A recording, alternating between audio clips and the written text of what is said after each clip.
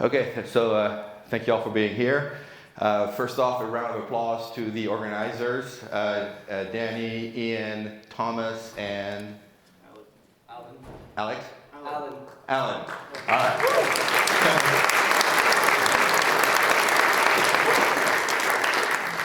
And also to the crew of the EICC, they've been working hard to get all this done, so let's hear it for them. Okay. So hello from Austin, Texas. It was a few hours getting here, and I'm so glad I'm here. So today we're going to talk about taming change. I like to start off this thing with a bit of a slide that talks about what I call the candid agile stand-up. Maybe some of you may relate to this, but yesterday I worked on some code I can't quite understand. Today I'm going to try to make sense of it. And any blockers? Yeah, this code. So welcome to Taming Change, a storing of fear and loathing of change and overcoming it in nefarious ways. So there's going to be 3 acts to this talk. We're first going to go back in time, see how we used to do things. And then we're going to look at Act 2, how we've failed to address some challenges. And then in Act 3, we're going to look at how we can improve our situation. And we're going to look at it from 2 angles, one from a technical angle, and then at the end it's going to be a very human aspect of it. Okay, so Act 1. Has anybody seen a movie called? Yes, War Games. Shall we play a game? So the whole premise of this movie was that humans would be afraid to launch the nukes, basically, right? They wanted to have a computer be responsible for doing this. So obviously, you'll ask yourselves, what could possibly go wrong? Well, that's what that whole movie is about, right? That computer was called the Whopper. War Operation Plan Response. So we actually built something, in the United States, we built something like this in the 50s and in the 60s. It was called the Semi-Automatic Ground Environment.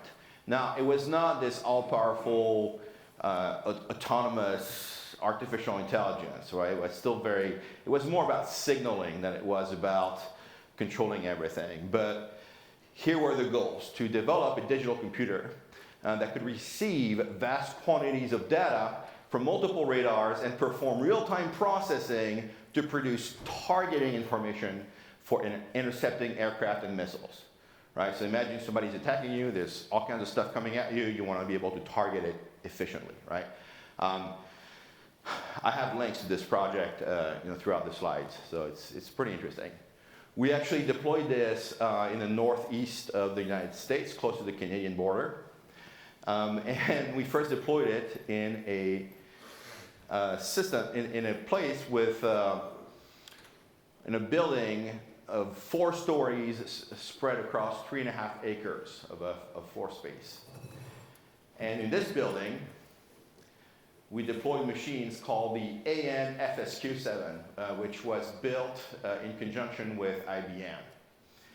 Each machine had 60,000 tubes and weighed 250 tons. It could process a whopping 75,000 instructions per second, and each machine consumed 3 megawatts of electricity. We deployed 24 of them in that building. So I did some math. That was like 75,000 instructions per second. How does that compare to today's computing, right? So that's roughly 0.075 MIPS. A smartphone with an ARM Cortex A73 processor can do over 71,000 MIPS. So if you do the math, and I'm not great at math, but I think I got it correctly, your phone is probably 1 million times faster than a 250-ton machine.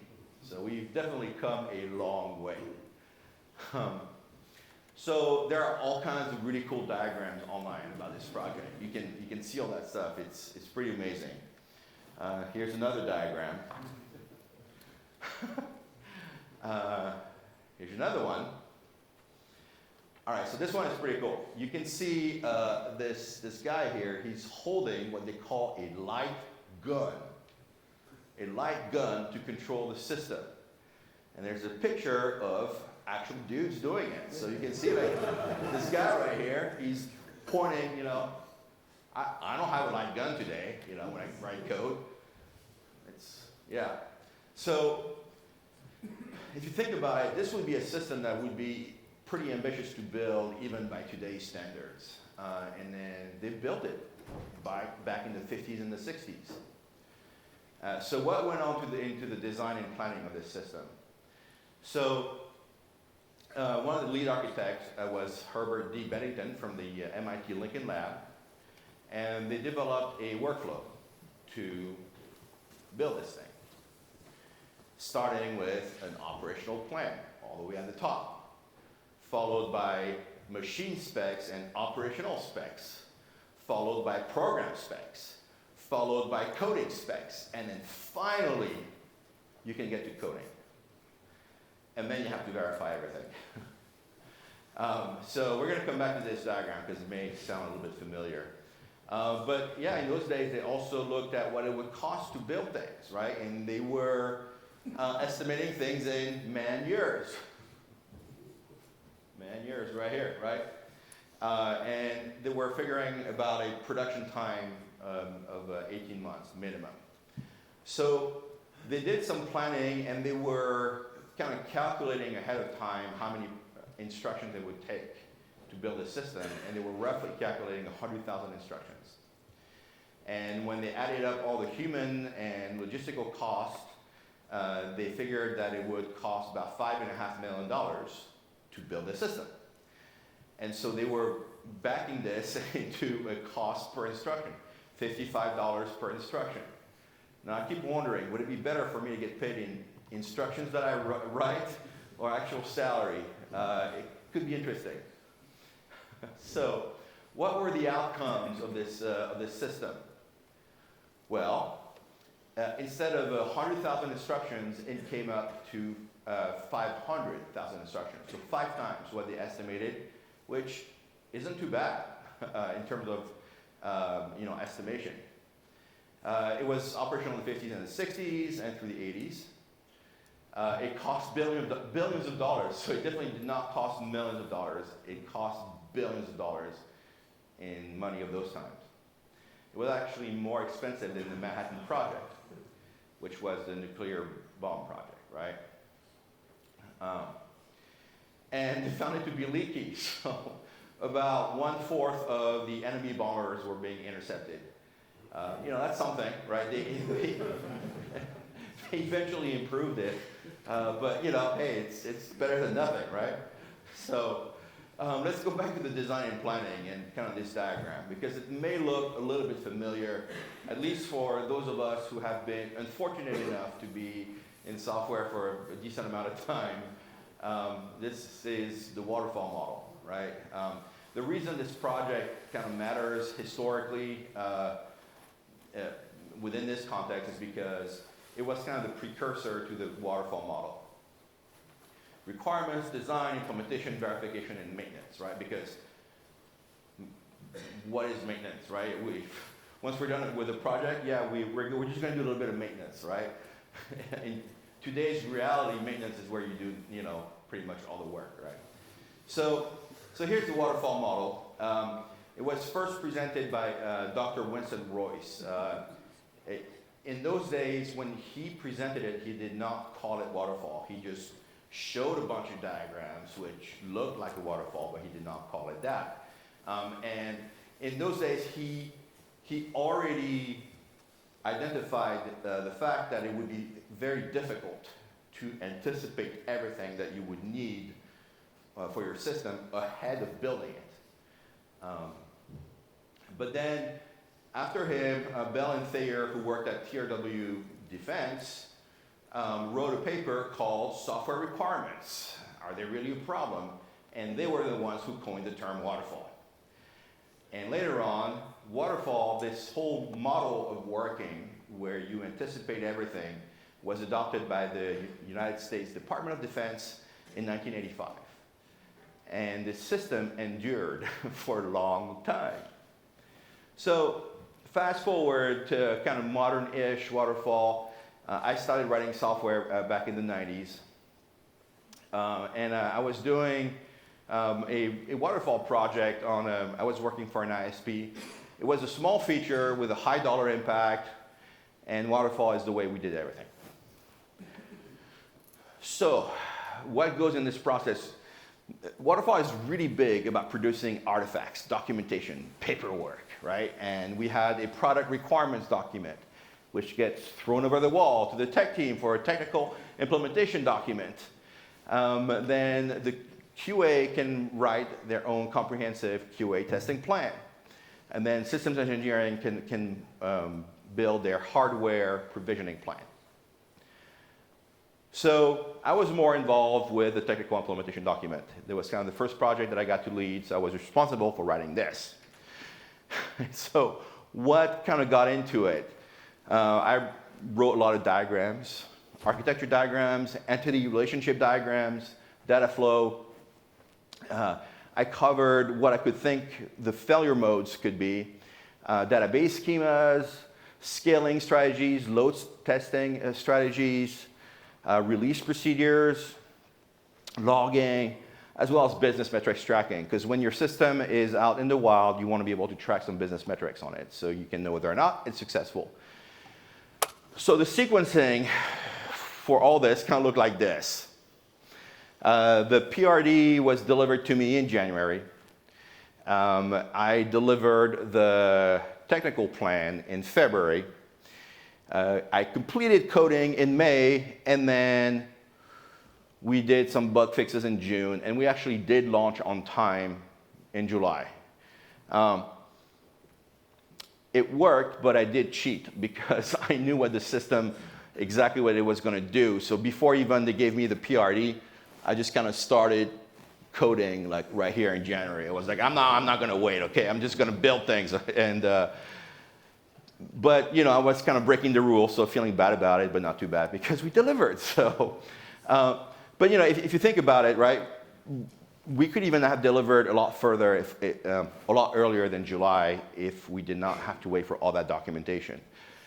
So, you know, if I look back and I'm trying to have an honest look at what we were trying to do in those days, and to me, it felt like we were really about committing to artifacts, committing to pieces of documentation, instead of committing to outcomes. An outcome would be having a successful product, which users love to use and makes us a lot of money. And you know, especially in bigger corporations, this waterfall process, you know, if a change was needed for the product to be successful, it allowed any department to say, I'm sorry, this change was not part of your original documentation, so this is going to be new scope, right? We're going to have to start over again. And so what we did is we put a lot of procedural fiction around change because we wanted to limit our collective accountability to outcomes. Like, if I take an honest look at why we were doing it, that's really what it felt like. And really, the end of it is we feared change. That was the biggest thing that we feared. We just did not want to change the system once we built it. So how do we mitigate change? Well, we're going to take a lesson from Elsa, and we're going to freeze all the things, right? She does it better, yeah. And so we froze change in requirements, we froze change in software design, and we even have code freezes. Does anybody here remember what a code freeze was like? Good for you. Okay, a couple people, all right. Yeah, to me, that's what it felt like to code in those days. Code freeze, don't touch anything. Okay, all right, okay, fine. So obviously you can think of some drawbacks at this point, right? If you did not scope everything ahead of time, it would not be in the final product. You had this large documentation overhead. And the thing about documentation is that it's obsolete the second you write it. I mean, I love documentation, but that's been my experience. We write it once and we never update it. Obviously, then it leads to a delayed time to market, and if you do that, you're missing out on revenue, and you're missing out on learning opportunities. And overall, this amounts to a monumental resistance to change.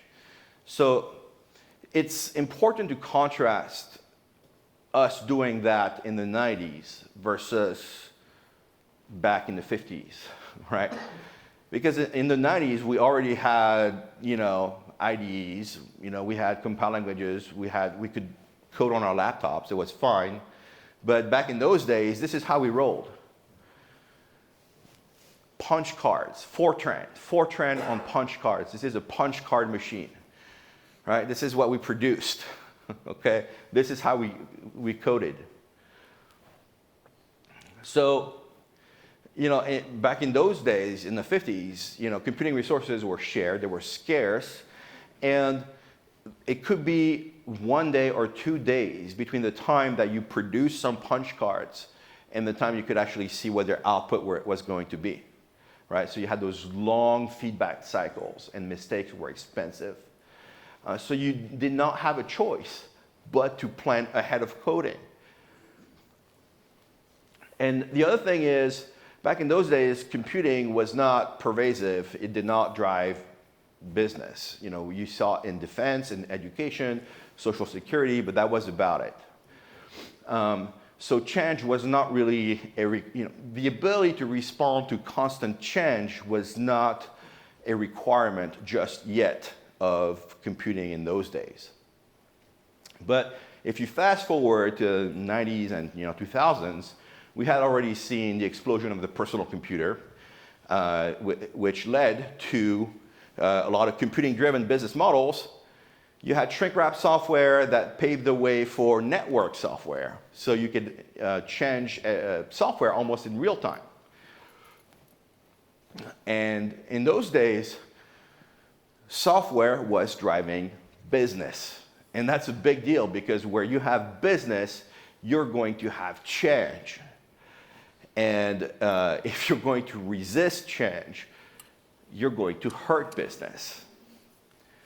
So what we were doing is we were engineering today's systems with the constraints and the realities of the 50s and the 60s.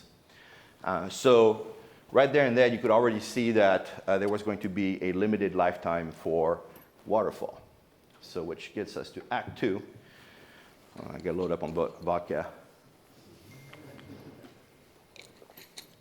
So good. Okay.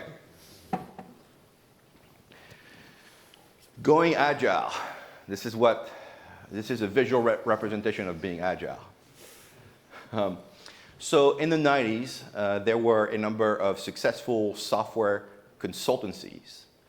And they realized pretty quickly that there are things that you can't tell your clients, okay? You can't tell your clients, I need a full spec for your system. Client's like, what am I hiring you to do? Oh, I'm sorry, dear client, your spec did not include X, so I'm not gonna, build it, or we're gonna have to do new scope for it.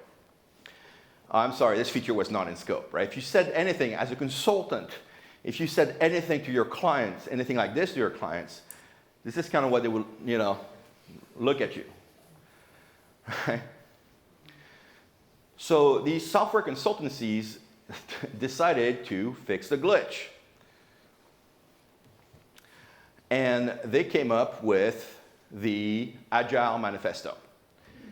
So in 2001, they got together in Utah and they discussed a lot of things and they drafted the Agile Manifesto. So it describes some pretty simple things, simple but important, right? That individuals and interactions matter more than processes and tools. Right? The things on the left, the things on the left matter more than the things on the right. It doesn't mean that the things on the right don't matter at all. It's just they matter less, right? So individual and interactions matter more than processes and tools. Working software matters more than comprehensive documentation. Customer collaboration matters more than contract negotiation. And responding to change matters more than following a plan. So it was kind of in those days, in 2001, that there was kind of this recognition and acceptance that change is software's defining characteristic. It is there to stay. There is no point in trying to fight it.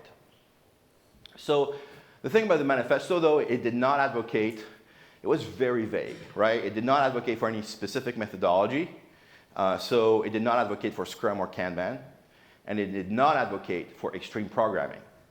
With this said, its authors some of its authors were adept practitioners of extreme programming, which includes things like test-driven development, Scrum. So, and yet, if you look at software today, most companies will call themselves agile.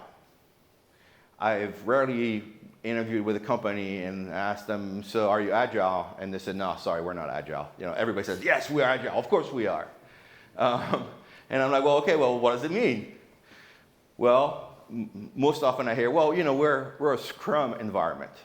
Okay, all right. Not sure what Scrum has to do with being agile, but okay. Oh, we have a CI/CD pipeline. Great. We use an agile framework. Awesome. Okay, so how often do you ship features? Well,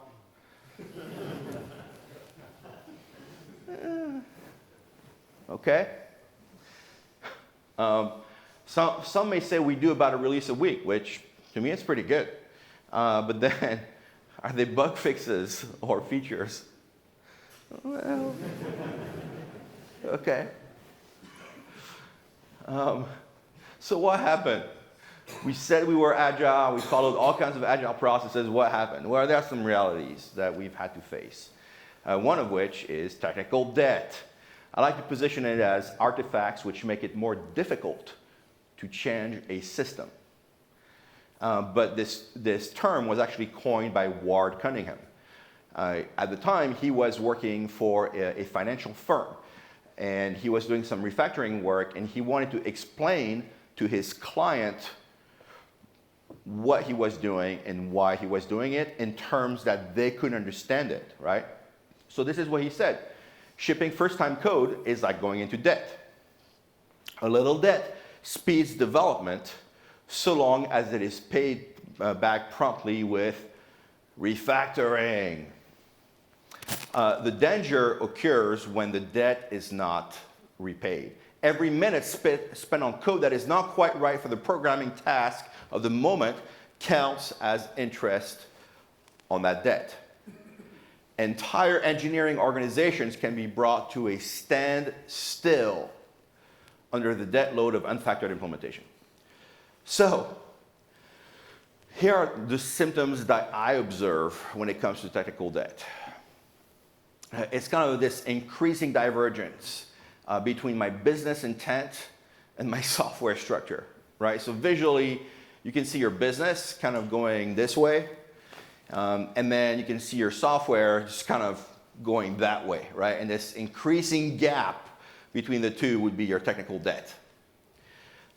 So at the same time, we said, forget all that, let's just Scrum all the things, okay? We're gonna completely ignore this problem, and we're just gonna do Scrum. We're gonna do, weekly sprints, okay?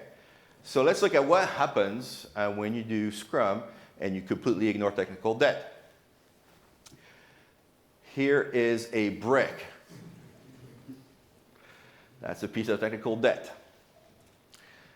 So, sprint 1,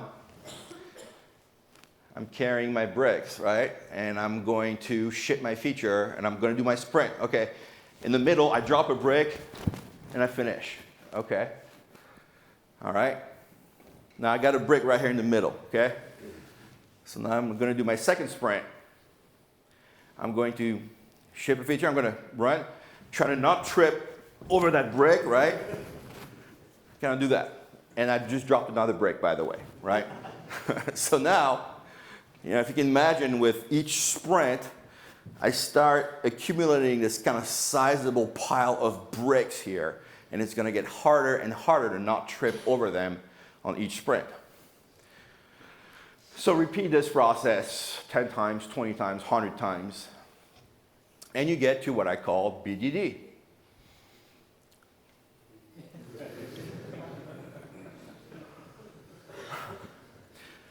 So, what happens when we lay enough bricks?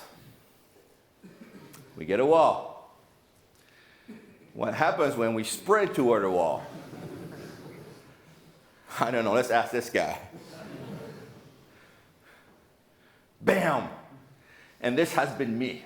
I have gone splat against that wall so many times. I'm amazed I still have a face. So, and it kind of looks like this, right? You're starting your sprint, you add technical debt, which adds unpredictability, which you feed into the next sprint. Pretty quickly, each sprint now turns into a marathon. All right, and then you get to this. I've had an idea. We'll take all the bad code, bundle it together, and sell it to venture capitalists as a collateralized technical debt obligation. So, when we do this, are we really responding to change? And in my opinion, we're not. All right.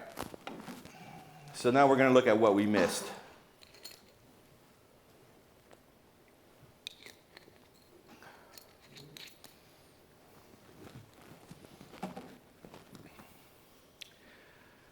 Okay, so the manifesto actually had 12 principles, but they were linked on another page, and so we don't click on or read things, so we missed it. But this is the page, okay?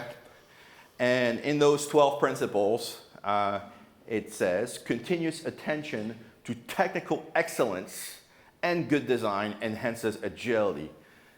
Technical excellence. What is that? I mean, I feel pretty excellent most days, right? So I'm going to try to bring it down to very humble possible considerations. One, I'd like to be able to write software that responds to change. Okay, well, what does that mean? Because, you know, I can respond to change in any kind of ways and say, I don't like you, change. That's one way to respond, right? But I would like to be able to add features without breaking things. That sounds like a pretty decent benchmark, right? And I also like to be able to ship features at a sustained pace. You kind of, you know, you want to have both, right? Because if you can add features without breaking things, but it takes you 6 months to ship a feature, it's not great, right? You want to be able to kind of have a sustained pace that is good for your business. So let's look at each one of those things, breaking things and sustained pace. And first, let's dive into breaking things. Imagine you're building a large system and you add a component, you add another component and some more component, and you add some more, and they're all intertwined, and there are a lot of tight couplings, right? So when that happens, it's very easy to get into a situation where if you change one thing, you can break everything because of how everything is coupled. Now, one way to get out of this mess is through refactoring. And with refactoring, you can actually get into a system that looks more like this, where all the components are not coupled. You can add more components pretty easily. You can change the behavior of some components without breaking the entire system. Change one thing, break nothing. Yes. All right, so that's for breaking things. Now let's look at sustained pace.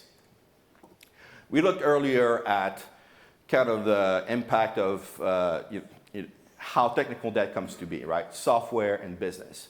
Because when you have a lot of technical debt, you move a lot more slowly, right? You are in this marathon, which adds technical debt and unpredictability. Again, refactoring is something that can help you here, right? Where we can take our code that is divergent from the business and make it a lot more convergent with the business. So you take this graph here, and you just, boom, bring it together, right? To kind of get the software back into alignment with the business.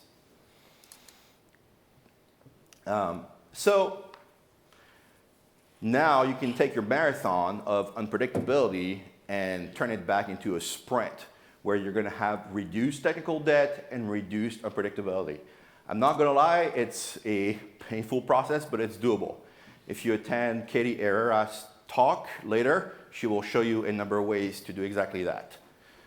So, yes, refactoring is a big thing. So we looked at these two things, breaking things and achieving a sustained pace, and we looked at the fact that refactoring is a good way to improve our situation. But now we'll ask you, why do we not refactor? So I found this great tweet by Jonathan Creamer. When you find an old piece of legacy code buried deep in your code base and try to delete it, here's what happens.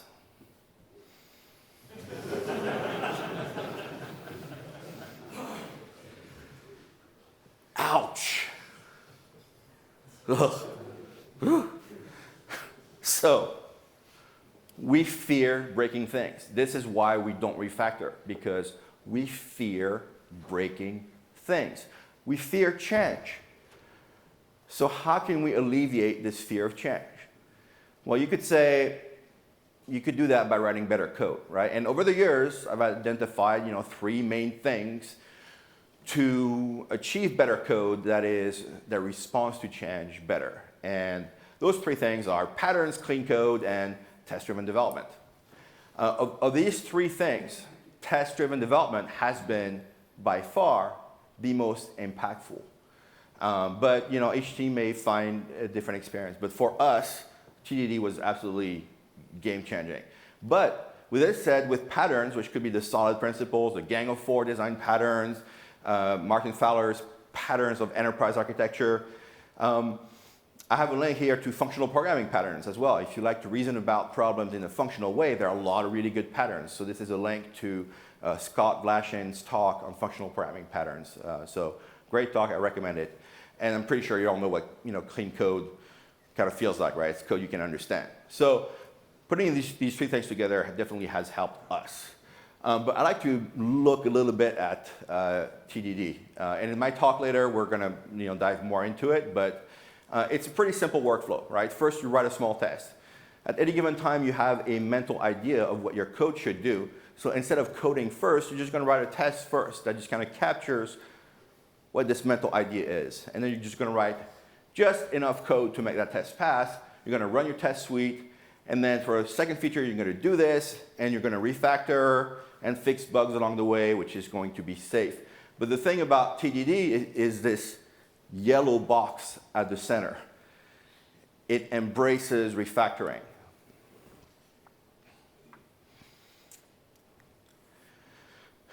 And so, as we just saw, refactoring earlier gives us software that responds to change, so we can add features without breaking things and ship features at a sustained pace.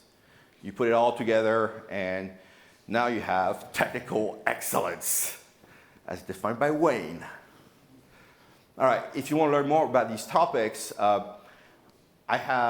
I'm up to 10 hours now of videos on YouTube. It's me live coding, so if you want to put yourself to sleep or put your kids to sleep, you can do this. It's great. But you can kind of get a feel for it. I got a link to an article here, link to the book on clean architecture, the clean code book as well. So I recommend everything ever written by Sandy Metz. She operates in Ruby, but she's got a long career working in different languages, and all of her work is eminently applicable to PHP. So I have a link to one of her videos. Anjana Vakil, she's got a great talk on different programming paradigms. She has also a lot of great talks on functional programming, so if you want to learn about solving problems in a functional way, follow Anjana Vakil. I have a link here to Doc Norton's talk on technical debt, a link to Michael Feather's book on refactoring legacy code. And then, if you want to learn more about design patterns, I have this link on readthedocs.io, which has all the design patterns in PHP with examples. So this is kind of what I just showed you is kind of what helped us. Your journey may differ, but what remains is that software drives everything, and the stakes are high. Okay, we need to elevate our game. Banking, healthcare, finance, travel, entertainment, communications, home automation, alarm systems, fire detection, surveillance. military, aerospace, and also cars. You know, Tesla is doing some really cool things with kind of autonomous cars. But of course, you could ask yourself, what could possibly go wrong, right? I know, this. So here's what we did, right? In the 50s through the 90s, we wrote change-resistant software around which we built change-resistant processes, like the waterfall, around which we built very siloed organizations, change-resistant organizations. That's what we did from the 50s and then through the 90s, right? And then in 2001, we said, we're agile now. Okay, cool. So that's what we've been doing since 2001. We've been organizing ourselves into agile teams, doing Scrum or Kanban, but we're still writing change-resistant software, okay?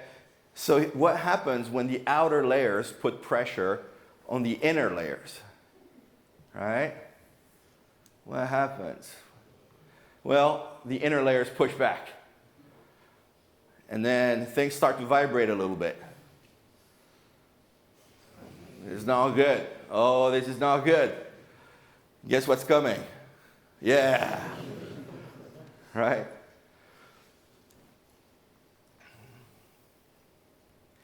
All right, so this has been kind of what we do, right?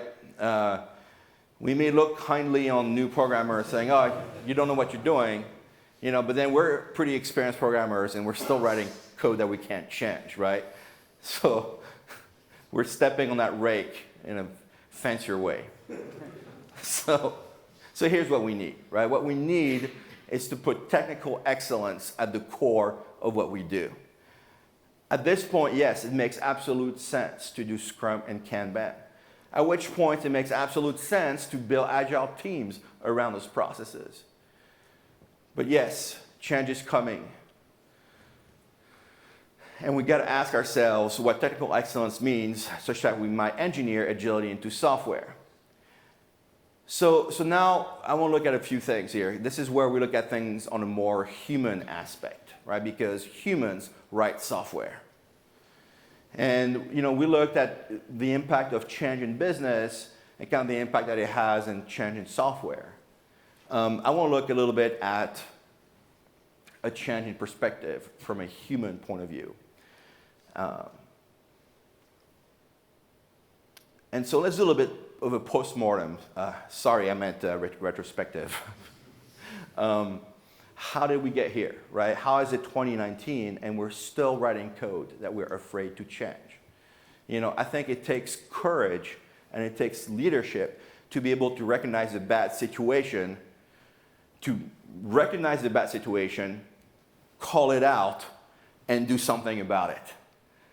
Okay, it takes a lot of human fortitude. And I think part of it is we've got to ask ourselves better questions. And how? And to me, in my experience, what has lacked is kind of this diversity of thought.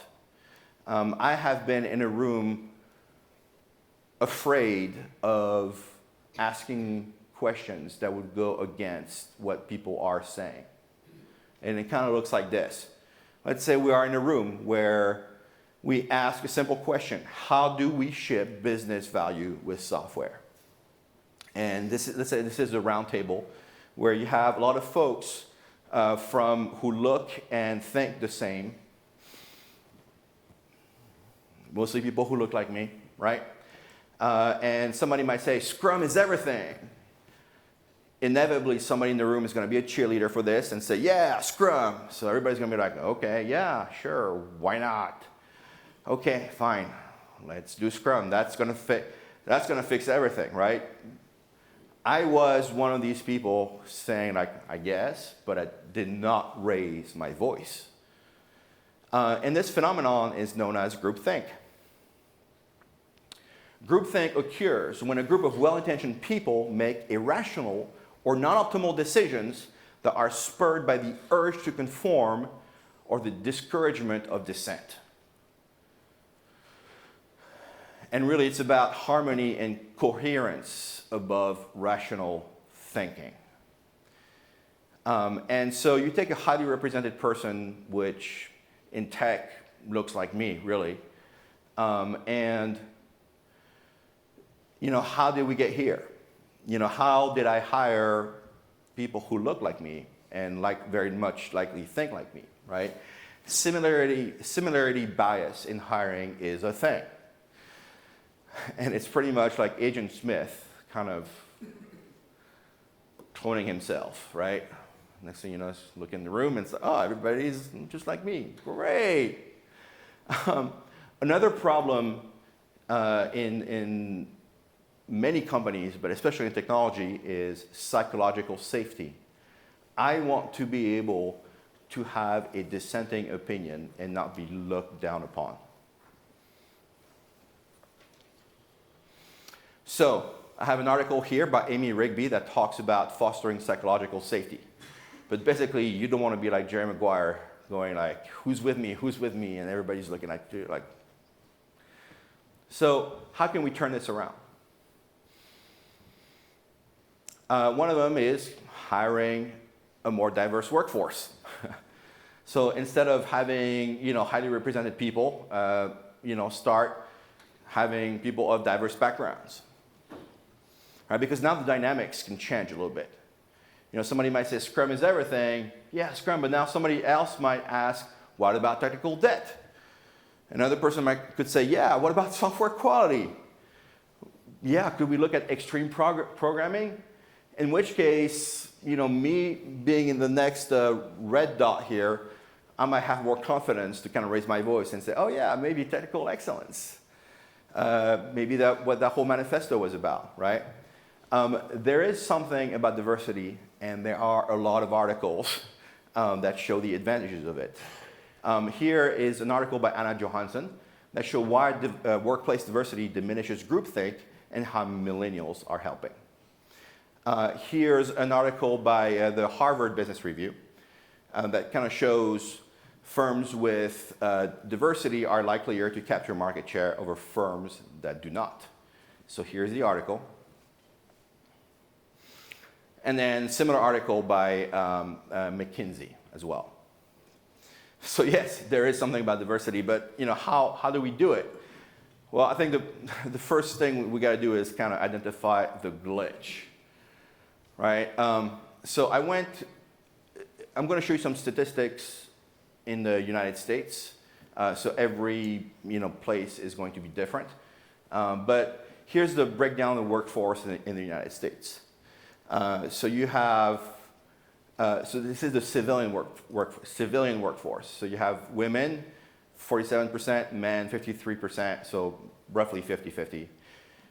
Here's a breakdown of various minority races. Here are the whites.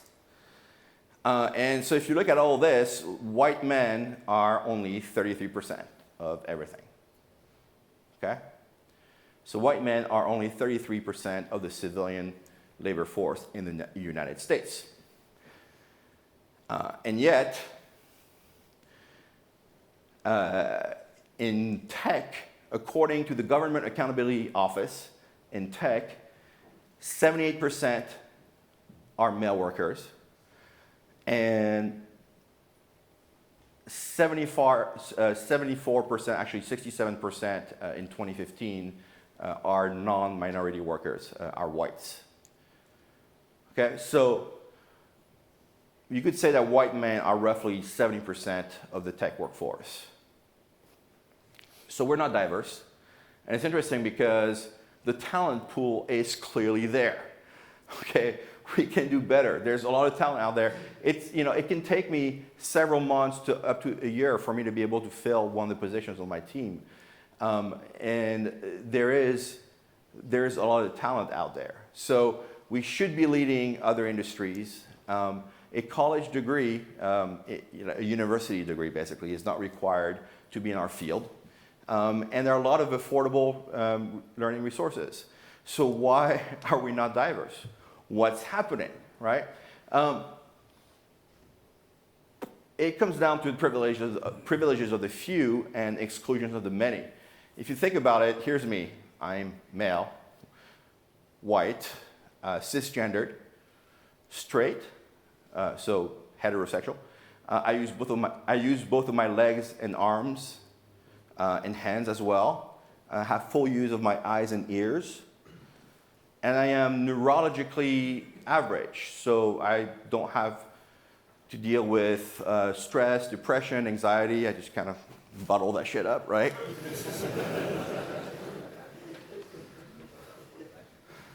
But we live in a world where none of these attributes make me a better software engineer or make me better at anything, really. But yet we live in a world where these attributes make me extremely privileged, especially when working in the tech workforce.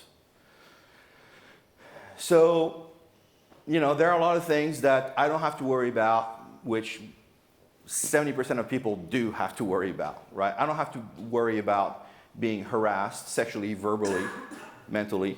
I don't have to worry about my safety in public transit or my car. I mean, I worry a little bit, but not too much. Stairs, inaccessible buildings and websites. Because I can use both my legs and I have full availability of my senses, I don't worry about these things, but other people have to.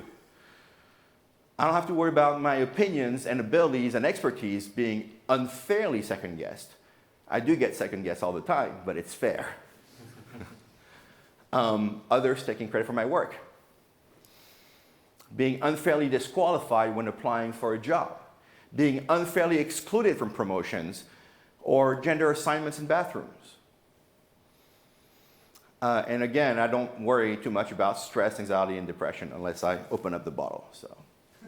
But these behaviors are everywhere.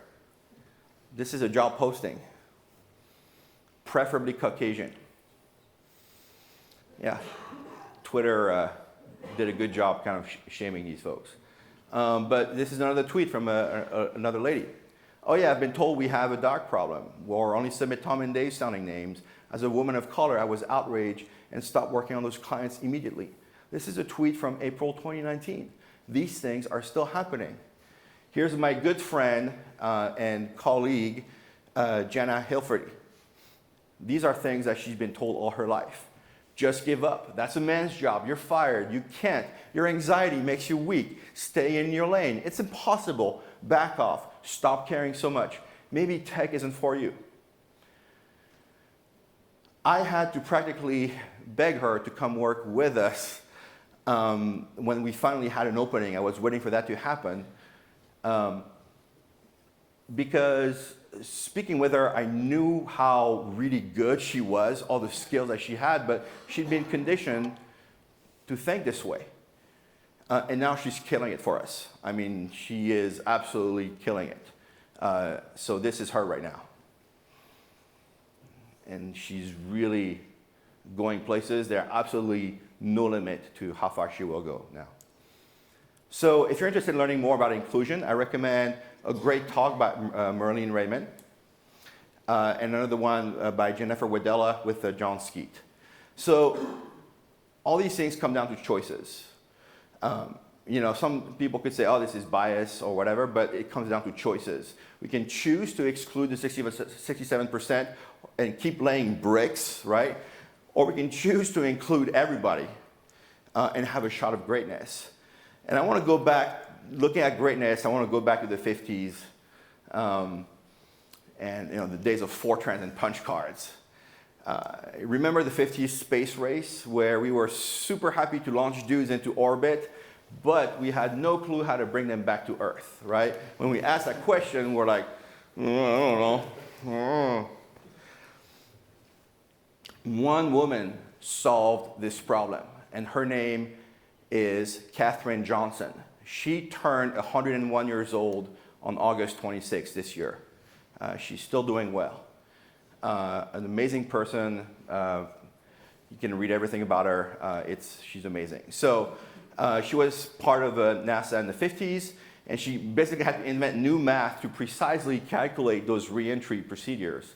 And so quickly they used computers with Fortran, but they would not trust them until she would verify the calculations herself, right? It took them a while to trust the computers. And astronaut John Glenn was like, no, I'm not going to space unless Katherine Johnson verifies my calculations, okay? So another one of her contemporaries is Dorothy Vaughan. She was also part of the same program, and she pioneered using Fortran in aerospace. She got her hands on documentation and learned it and taught her to other black women, and they achieved unparalleled excellence. They were able to do things that no other computers, no other human computers in those days were able to do. And what she said was that we had to achieve twice as much to get half as far, to get half of the recognition, basically. And she changed what, she said, we changed what we could, we endured what we could not. Imagine if we had unleashed these folks properly, right? So if you want to learn more, you may all have seen the movie, but there's the book by Margot Lee Shetterly, Hidden Figures. If you want to learn more about women in computing, there's a number of really good articles at this URL. Shows you women in computer science, and you learn about great women such as Barbara Liskov, Grace Hopper, Margaret Hamilton, over 24 women now. So, I hope I did not put you to sleep, but if you're just not waking up, here's a kind of bit of a recap. It is a good idea to seek out diversity to promote inclusion so we can ask more relevant questions, so we can define technical excellence for ourselves, so we can stop laying bricks and truly respond to the change in the software that drives business. That's all I had. Thank you.